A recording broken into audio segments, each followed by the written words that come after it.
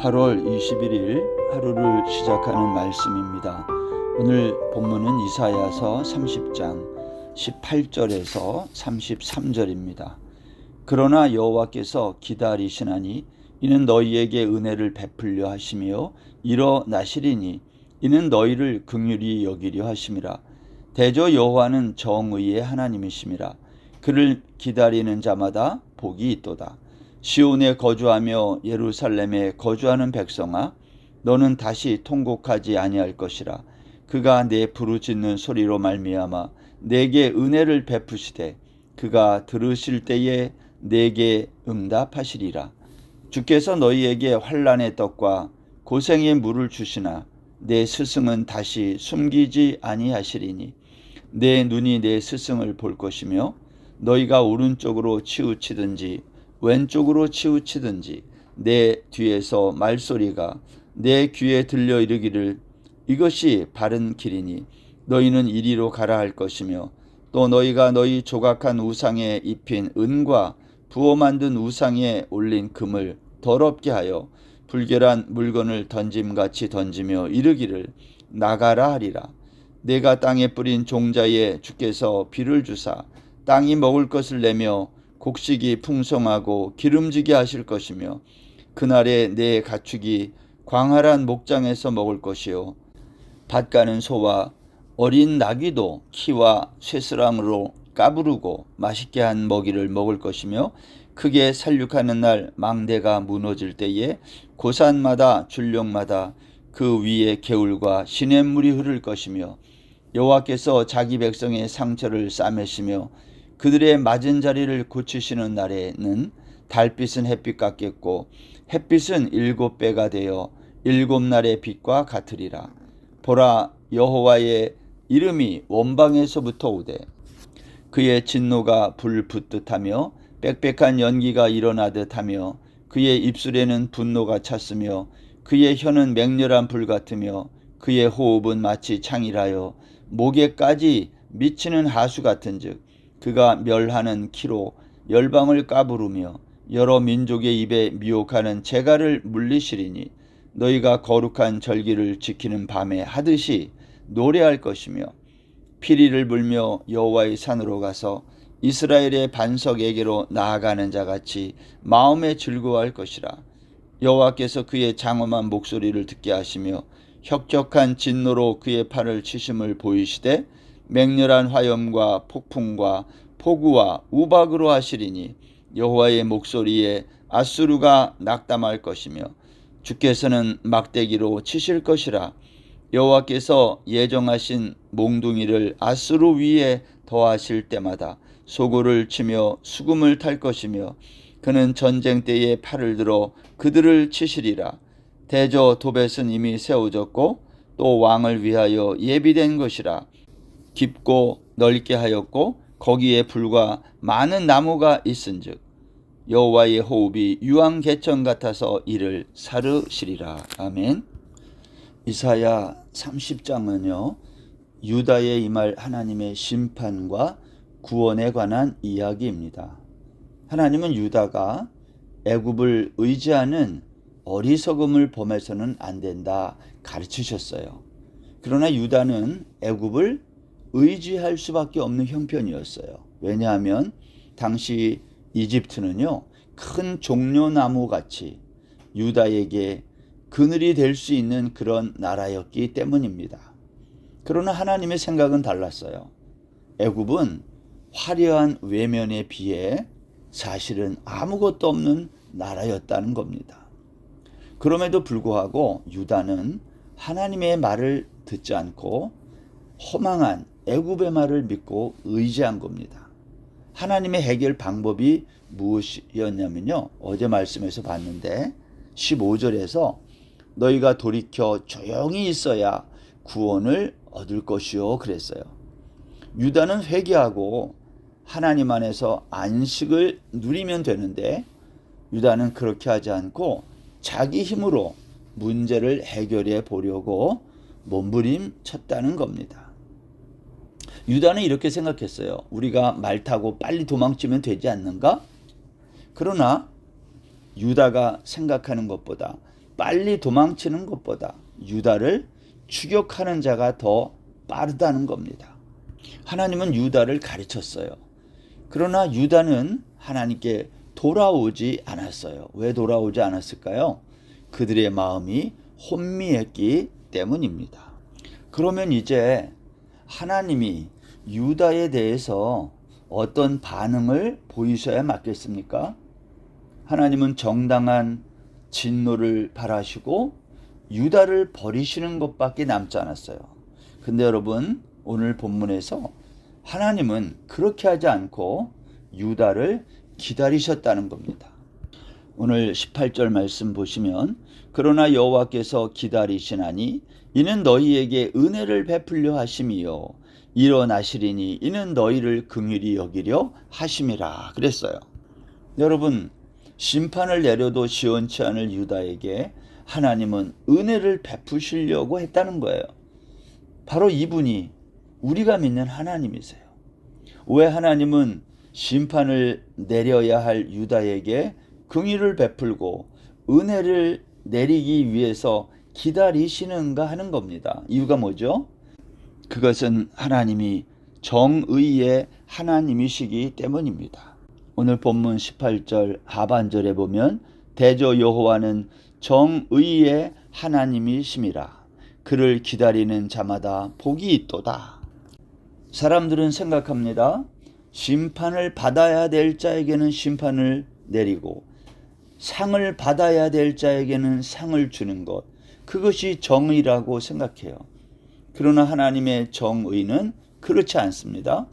심판을 내려야 마땅한 유다에게 은혜를 베풀고 그들이 돌아올 때까지 기다리시겠다는 거죠. 마치 집 나간 아들이 돌아올 때까지 날마다 대문 밖을 바라보는 탕자의 아버지의 모습, 그것이 하나님의 모습입니다. 이놈의 자식 들어오기만 해봐라, 내가 혼내주고 말겠다가 아니라 들어오기만 해, 내가 신발도 신지 않고 뛰어나가 반겨주겠다. 하나님이 우리를 이렇게 기다리시는 것에는요, 이유가 있어요. 그것은 하나님이 우리를 가치 있게 보신다는 의미가 있습니다. 다시 말하면 하나님은 유다가 비록 하나님을 신뢰하지 않고 하나님께 묻지도 않고 애굽을 의지하는 이런 행동을 보였지만 하나님은 유다를 가치 있게 보신 겁니다. 여러분, 하나님은 오늘도 저와 여러분을 그렇게 가치 있게 보시고 기다리신다는 거죠. 왜냐? 우리는 기다릴 만한 가치 있는 존재, 하나님의 눈에는 그렇다는 거예요. 잠언 8장 34절에 보면 누구든지 내게 들으며 날마다 내 문 곁에서 기다리며 문설주 옆에서 기다리는 자는 복이 있나니 그랬어요. 여러분, 오늘 본문에도 그를 기다리는 자마다 복이 있도다 그랬거든요. 기다린다는 것은 하나님의 말씀을 듣기 위해 기다리는 것을 말합니다. 날마다 기다리는 거예요. 여러분, 우리가 날마다 하나님의 말씀을 기다리는 게 있습니다. 그게 뭐죠? 우리가 하루를 시작하는 첫 시간에 성경책을 펴고 말씀을 읽고 묵상하고 기도하는 그 경건의 시간, 그거 왜 해요? 내가 오늘도 하나님의 말씀에 안내를 받고 살겠다는 거 아닙니까? 여러분, 오늘 아침은 제가 좀 바쁜데 하나님 요점만 말해주세요. 하나님을 기다린다는 것은요, 그렇게 하는 게 아니에요. 그분과 인격적인 만남을 갖는 거죠. 하나님과 말씀으로 대화하는 겁니다. 대화는 시간을 필요로 하는 거예요.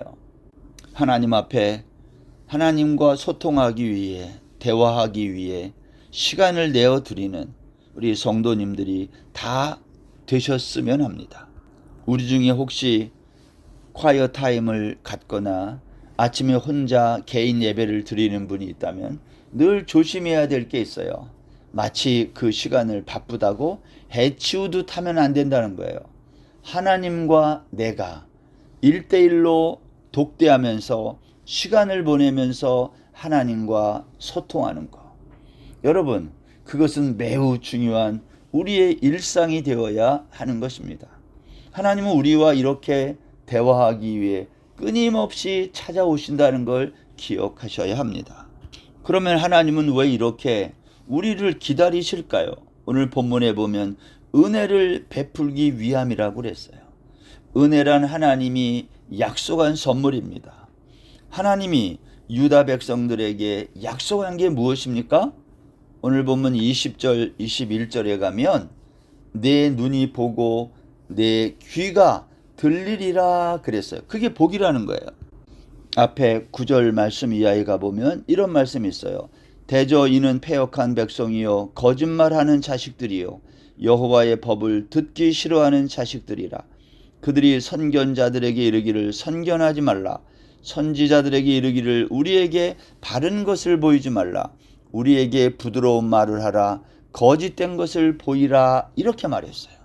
당시 이스라엘 백성들은 선지자들의 바른 말을 듣기 싫어했어요. 왜냐하면 그 말이 자신들의 양심을 때리는 말이었기 때문입니다. 그래서 좀 부드러운 말을 하라고 요구한 거죠. 자신들이 거짓말하기 때문에 선지자들에게 거짓이라도 좋으니까 우리가 듣기 좋은 부드러운 말을 하라고 요구했던 것입니다. 여러분, 오늘날 사람들의 생각도 비슷하지 않습니까? 한 주일에 한 번 주일날 나와서 예배 드릴 때 우리가 좀 듣기 싫은 말, 거북한 말은 피하고 듣기 좋은 말, 격려가 되는 말, 위로가 되는 말만 듣고 싶은 거예요. 우리 모두의 마음이 같아요. 저는 이러한 마음이 틀리지 않다고 생각해요.